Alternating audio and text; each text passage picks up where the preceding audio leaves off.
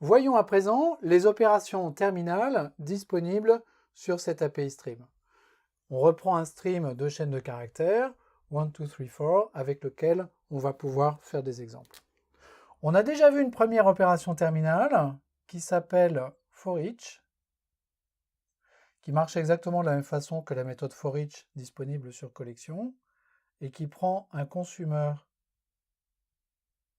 de t. Ce consumer de t, évidemment, retourne void, donc cette méthode forEach elle-même retourne void aussi. C'est pas parce qu'elle retourne void que c'est pas une opération terminale. Au contraire, les opérations qui retournent void, ce sont des opérations qui ne retournent pas de stream, et donc qui par nature sont des opérations terminales. Le fait d'appeler forEach, ça va déclencher tous les traitements sur le stream et la consommation des éléments de la source. Deuxième méthode count. Cette méthode, elle retourne un long, qui est le nombre d'éléments qui vont être consommés par ce stream. Donc le nombre d'éléments que la source est susceptible de fournir. Certaines sources peuvent fournir un nombre illimité d'éléments, auquel cas la méthode count ne rendra pas la main, tout comme la méthode forEach d'ailleurs. Troisième méthode,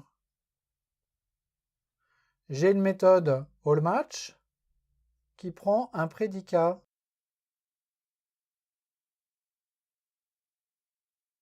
en paramètre et une méthode nonMatch qui prend également un prédicat en paramètre. La méthode allMatch retourne vrai si le prédicat passé en paramètre est vrai pour tous les éléments du stream. Dès que la méthode allMatch trouve un élément pour lequel le prédicat est faux, à ce moment-là, elle s'interrompt et elle va retourner faux. NonMatch, c'est l'inverse. NonMatch va retourner vrai si le prédicat est faux pour tous les éléments du stream. Dès qu'un élément du stream produit une valeur true au travers de ce prédicat, à ce moment-là, NonMatch rend immédiatement la main avec la valeur faux. Ces deux méthodes-là, on les appelle des méthodes court-circuit.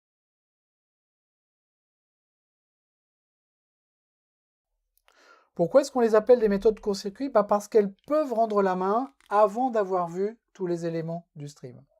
Count et forEach vont nécessairement avoir besoin de tous les éléments du stream pour pouvoir rendre la main.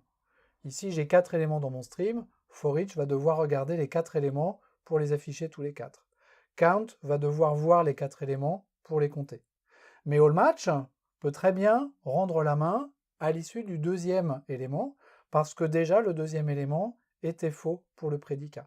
Si par exemple je fais un allMatch sur ce stream, et que le prédicat c'est que la chaîne de caractères doit commencer par O, dès le deuxième élément, le allMatch peut rendre la main avec faux. Et de la même façon pour nonMatch. Donc dans ces opérations terminales, il y a encore deux familles.